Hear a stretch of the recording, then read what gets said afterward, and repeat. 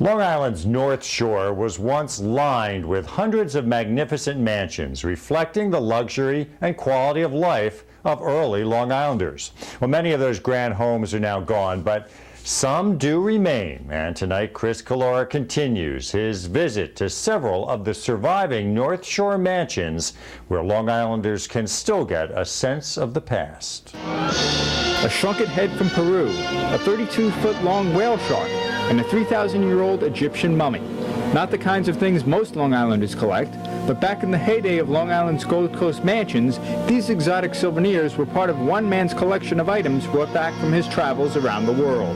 And as his collections expanded, so did his home, which he opened to the public so they too can enjoy his collections as much as he did.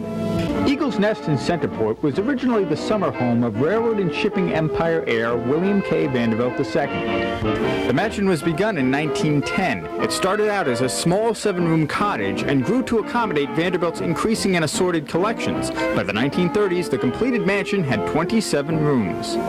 Mr. Vanderbilt traveled the world and collected things, and that was one of his passions, as was the sea itself. The Vanderbilts made their fortune in the railroad industry and shipping. It was a very industrious family. Mr. Vanderbilt, as they call him, was really the last of the wealthy Vanderbilts. Not that there aren't wealthy Vanderbilts, but we're talking about major wealth on the order of Bill Gates. And you know, it's said that at one time they had more money than the U.S. government in previous generations.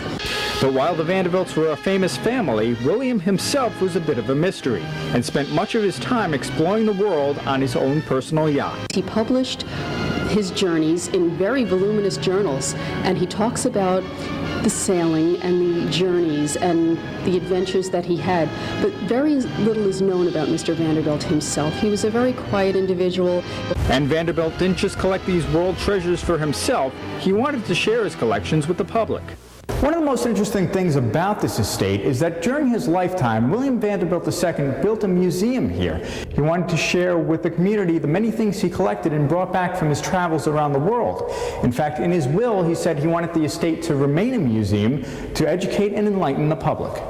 This room's an eclectic collection of Mr. Vanderbilt's travels. It includes everything from exotic butterflies and birds to weaponry and artifacts from the South Seas.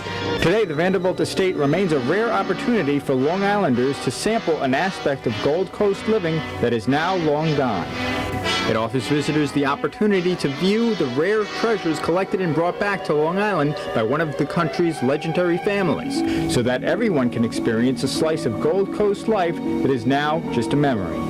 In Centerport, Chris Calora, LI News Tonight.